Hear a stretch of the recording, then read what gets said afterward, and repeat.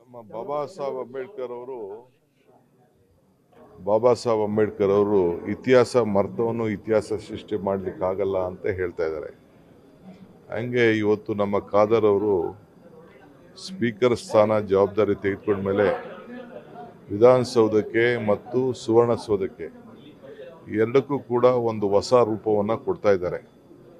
So ಇತಿಹಾಸ ಉಳ್ಳಂಥ ಸುವರ್ಣಸೌಧದಲ್ಲಿ ಒಂದು ಐತಿಹಾಸಿಕ ಫೋಟೋ, ದಿ ಫಸ್ಟ್ ಪಾರ್ಲಿಮೆಂಟ್, ಬಸವಣ್ಣವ್ರ ಕಾಲದಲ್ಲಿ ಅಕ್ಕಮಹಾದೇವಿಯವರು ಆಗೆಲ್ಲ ಏನು ಪ್ರಾರಂಭ ಮಾಡಿದ್ರು ಅದು ಕೂಡ ಭಾವಚಿತ್ರ ಇಟ್ಟಿದ್ದಾರೆ.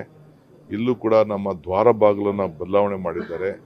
ಅಸೆಂಬ್ಲಿಲೂ ಕೂಡ ಒಳ್ಳೊಳ್ಳೆ ಅದಕ್ಕೆ ಒಂದು ಹೊಸ ಮೆರುಗನ್ನು ಕೊಟ್ಟಿದ್ದಾರೆ. ಇಲ್ಲೂ ಕೂಡ ನಮ್ಮ ಇತಿಹಾಸ ಉಳ್ಳಂಥ ಫಸ್ಟು ಅಸೆಂಬ್ಲಿ ಇಡೀ ದೇಶದಲ್ಲಿ ಎಲ್ಲೂ ಕೂಡ ಪ್ರಾರಂಭ ಆಗಿರಲಿಲ್ಲ. ನಮ್ಮ ಮೈಸೂರು ರಾಜ್ಯ ಮಂಥನದಲ್ಲಿ ಅದು ಮೈಸೂರಿನಲ್ಲಿ ಏನು ಅಸೆಂಬ್ಲಿ ನಡೀತಾ ಇತ್ತು ಆವತ್ತಿನ ಕಾಲದಲ್ಲಿ ಸುಮಾರು 150 ವರ್ಷದ ಹಿಂದೆ ಆ ಚಿತ್ರ ಕೂಡ ಇಲ್ಲಿ ಎಲ್ಲಿ ನಡೀತಾ ಇತ್ತು ಎಲ್ಲ ಇದೆ.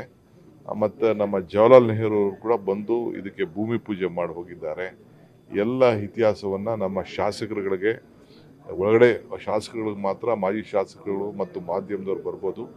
ಮುಂದಿನ ದಿನದಲ್ಲಿ ಅಸೆಂಬ್ಲಿಯ ಮುಖ್ಯವಾದಂಥ ವಿಧಾನಸೌಧದ ಬಾಗಿಲುಗಳಲ್ಲೂ ಕೂಡ ಈ ಚಿತ್ರಗಳನ್ನು ಅಳವಡಿಸಿ ಸಾರ್ವಜನಿಕರು ಕೂಡ ಇದನ್ನು ಉಪಯೋಗಕ್ಕೆ ಆಗಬೇಕು, ತಿಳುವಳಿಕೆ ಆಗಬೇಕು, ಜ್ಞಾನೋದಯ ಆಗಬೇಕು, ಪರಿಚಯ ಆಗಬೇಕು, ಇತಿಹಾಸವನ್ನು ಅವರೆಲ್ಲ ಮೆಲುಕಾಕಬೇಕು ಅನ್ನೋ ದೃಷ್ಟಿಯಿಂದ ಇವತ್ತು ನಮ್ಮ ಖಾದರ್ ಅವರ ನೇತೃತ್ವದಲ್ಲಿ ಒಂದು ದೊಡ್ಡ ಇತಿಹಾಸವನ್ನು ಬರೆಯುವಂಥ ಕೆಲಸ ಮಾಡ್ತಾ ಇದ್ದಾರೆ.